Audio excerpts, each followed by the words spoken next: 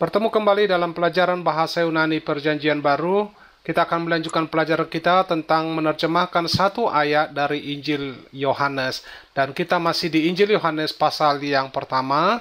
Dan ayat yang akan kita terjemahkan sekarang adalah Yohanes pasal yang pertama ayat yang ke-48. Nah, bagi Anda yang baru pertama kali mampir di channel ini, jika Anda belum memiliki latar belakang pengetahuan tentang bahasa Yunani, saya menyarankan agar Anda memulainya dari pelajaran yang paling awal. Anda bisa melihat link yang menuju ke sana, yaitu di deskripsi daripada video ini. Di bagian paling bawah, di sana Anda akan melihat satu link, dan klik link itu, maka Anda akan dibawa kepada kumpulan daripada ratusan video membahas tentang pelajaran bahasa Yunani. Dan video ini mengikuti nomor urut, oleh karena itu, video yang awal akan menjadi dasar dan terus meningkat berkelanjutan hingga pada video yang saat ini. Nah, jika Anda sudah pernah mempelajari bahasa Yunani, tentu Anda bisa mengikutinya kapan saja di bagian mana saja. Terutama jika Anda sudah mengikuti akan penerjemahan ayat-ayat yang terdapat di Injil Yohanes pasal yang pertama, tentu Anda akan dengan mudah bisa mengikuti akan pelajaran ini. Baik, kita akan melihat ayatnya. Ini adalah ayat dari Yohanes pasal yang pertama, ayat yang ke-48. Lumayan panjang, tetapi mudah untuk dipahami. Hanya ada satu aspek tata bahasa yang perlu kita ketahui di sini, yang mungkin baru pertama kali muncul di dalam ayat ini. Tapi sebelum kita tiba di sana, tentu kita harus lihat dulu nanti akan konjugasi atau passing daripada setiap kata kerjanya, dan kita menganalisa setiap aspek yang ada di dalam ayat ini. Tapi sebelum kita melakukan semuanya itu, kita harus membacanya dulu menurut pembacaan Erasmus atau Erasmian. Jika Anda ingin mengikuti pembacaannya, silakan diikuti. Mari kita baca bersama-sama. Legei auto Nathanael, poten me ginoskes, apekrite ho Jesus, kai eipen auto, pro tu se Pilipon fonesai, onta upo ten suken eidon se. Nah, kita kenali dulu kata kerjanya. Itu adalah langkah yang selalu saya lakukan. Kenali kata kerjanya. Manakah di sini yang termasuk kata kerja? Di sini ada beberapa kata kerja. Kita harus kenali dulu. Yang pertama adalah legei, dan yang kedua adalah ginoskes, dan yang ketiga apekrite, dan yang keempat eipen, yang kelima adalah ponesai, dan yang keenam ada onta, dan yang ketujuh adalah eidon. Jadi ada 7 kata kerja dalam ayat ini. Nah, kata legei tentu sudah sangat umum dan sudah sering kita lihat. Dia adalah dari present active indicative third singular dari kata lego, yang artinya he says, atau dia berkata.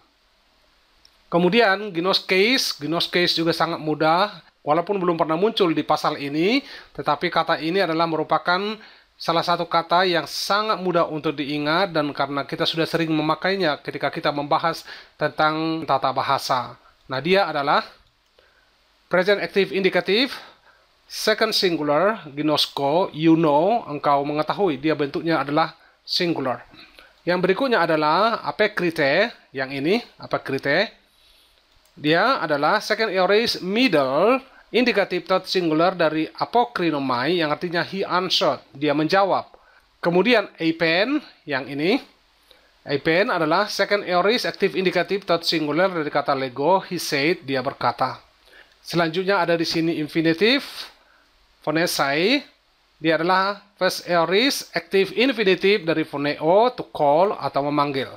Selanjutnya adalah onta. Dia adalah dari bentuk participle emi, present active participle accusative masculine singular emi, yang artinya being, adalah, atau berada. Itu juga bisa menjadi artinya. Dan yang terakhir adalah eidon. Dia adalah second aorist active indicative first singular dari kata horao, I saw, saya melihat. Nah, inilah kata kerja yang ada di dalam ayat ini. Dengan mengetahui kata kerja ini, tentu kita akan lebih mudah untuk menempatkannya, menyusunnya, dan menjadi kalimat yang sempurna. Tetapi sebelum kita menerjemahkannya, ada hal lain yang perlu kita kenali lagi di sini. Kosakata yang mungkin baru pertama kali muncul di sini, seperti kata poten. Poten itu artinya adalah whence, dari mana. Tetapi terkadang jika Anda melihat Alkitab bahasa Inggris, terkadang kata ini diterjemahkan sebagai how, bagaimana. Tapi di sini arti daripada leksikonnya sebenarnya whence, dari mana. Nah, hal lain yang perlu kita perhatikan adalah, perhatikan ini, pro to se Philippon. Ini yang dikenal dengan articular infinitive. Nah, articular infinitive itu, dia menuntut subjeknya itu bentuk daripada accusative. Nah, subjeknya menjadi Philippon di sini. Pro dan to itu harus satu paket, karena pro menuntut ada artikel neuter genitifnya di sini, dan itu yang dikenal dengan articular infinitive. Saya berikan keterangannya seperti ini. Articular infinitive pro plus articular neuter genitive yang artinya adalah before atau sebelum. Nah, tentu jika Anda tidak memiliki pengetahuan atau sudah lupa tentang hal ini, Anda bisa melihat tata bahasa Yunani Anda. Di sana Anda akan melihat articular infinitive. Langsung cari articular infinitive, di sana Anda akan mendapatkan informasinya. Jadi subjeknya adalah Philippon. Nah, sekarang yang terakhir ada di sini hupo ten suken. Hupo artinya adalah bisa, hupo itu under, dan juga bisa artinya by. Oke, jadi untuk kali ini di sini dia artinya adalah under ditambah dengan bentuk daripada accusative, dan suken itu adalah fig tree atau pohon ara. Jadi di sini saya berikan keterangannya seperti ini, plus accusative artinya under. Nah, sebenarnya kalimat ini sudah bisa diterjemahkan. Tentu kita mengenali Nathanael sebagai subjek di sini, Yesus sebagai subjek daripada epikrite.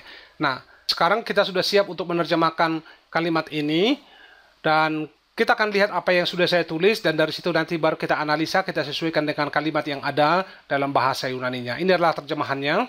Nathanael says unto him, legei auto Nathanael, itu adalah terjemahannya di sini. Kemudian yang berikutnya adalah poten me gnoskes, tanda tanya, whence do you know me?